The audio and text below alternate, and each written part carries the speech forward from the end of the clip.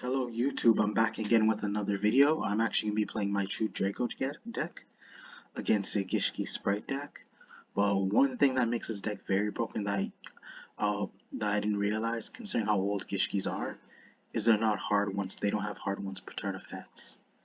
And they can search a bunch of their rituals as well as add monsters from their deck to their hand. And they can go into the late monsters as well. So furthermore, I'm sure you guys are familiar with the Nimble Beaver combo. You always think of totally awesome. And as of now, throughout this duel, I actually don't see him summoning that card. Whether he doesn't have access to it or he just isn't willing to summon it as of right now. But you will notice down the line he will misplay and kind of costing him his entire board. And not him being able to build his Omnigate. So in a way, I'm very lucky that he wasn't able to realize it till I called him out on it. As you'll see, if you read this card, Abyss, its effect is not once per turn whatsoever. So basically, consistently allowing you to search Gishki monsters with 1,000 or less attack. Or I mean 1,000 less defense, my mistake.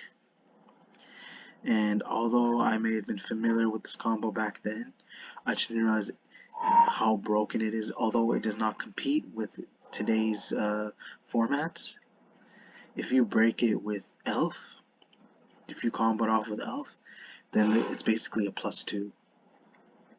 And you're seeing it right now. This is the plus. This is his second search right now. So allowing him to stack on Gishki cards as well as playing Spright monsters, and it helps build his hand. And the reason why it's important building your hand, because you feel comfortable that you have some way of kind of to add some coverage towards the opponent, against the opponent actually, so you can pretty much be sure that you have something that you can utilize.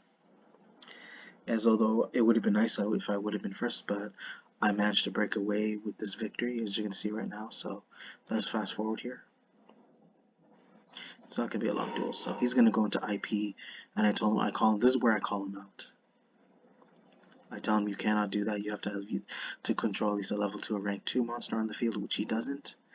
I don't even mention that barely any of his Gishki monsters have hard ones per turn. Like, you read the effects, like, you can literally tell. No hard ones per turn whatsoever. And this could definitely break Sprites. If you choose not to play Spright elements, Gishki is another option you can go into. So I'm calling him out. So he's willing. He proceeds and willing to put the cards back, which I'm glad he cooperates with. So from furthermore, he ends his turn. Now it's my turn. Obviously, I'm going to tribute True King's Return to tribute some Ignis, and I'm going to pop one of his monsters. Obviously, he's going to chain. So we're waiting on the chain link right now. And then I activate Heritage just in case. I could have added just in case, but I felt it could have put me at a wide open spot. And here this is where he fumbles.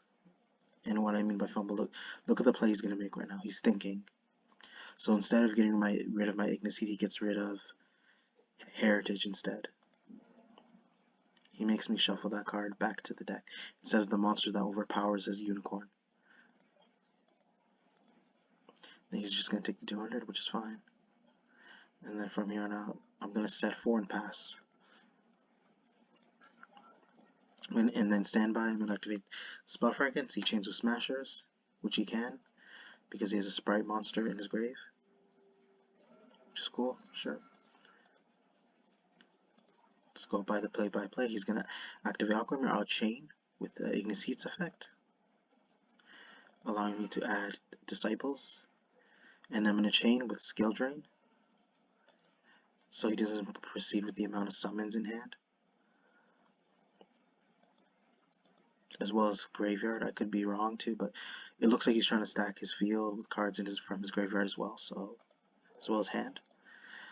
Apocalypse to pop my own Ignis and having the attack of his boss monster, which is Evigishki Nere Manas, which is cool.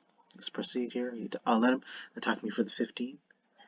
and I'm going to end phase, special summon Ignis Heat from my grave to defense, so that way I can switch it to attack on my next turn, which is going to happen right now. Then I'll activate Disciples, popping Disciples, getting rid of his back row card. I say cool, sure, it doesn't really matter. And his monster's at 750, so he's going to take a lot of damage. And this is where he admits defeat. Although this, you consider how quick this duel was, you have to admit it was fun and exciting watching how neither of us have given it. And it's because the turns were so long, is that you would imagine that it took more than it took at least several turns to actually see who would win this matchup, especially because of how many times you can go back and forth in just one turn, 1 or 2 turns. Those 1 or 2 turns, you think about it, imagine it. It felt like it lasted at least 7 or 8 turns. That's my estimate, but I like at least the fact I like the interaction. Again, this is when we need to see more in Yu-Gi-Oh! I think that's what it fails to suffer, and that's why some people decide to quit. But I'm just giving you advice and tips so that when you look at this duel, that these duels can happen eventually. You just gotta wait on the ban list. You gotta try to build a deck that's very consistent that can counter against boards with using board breakers, as well as hand traps, and oh, don't forget consistency. But again, hope you guys enjoyed the video. Be sure to check for more upcoming content later in the future. Be sure to check your notifications, comment, like, subscribe. Thank you.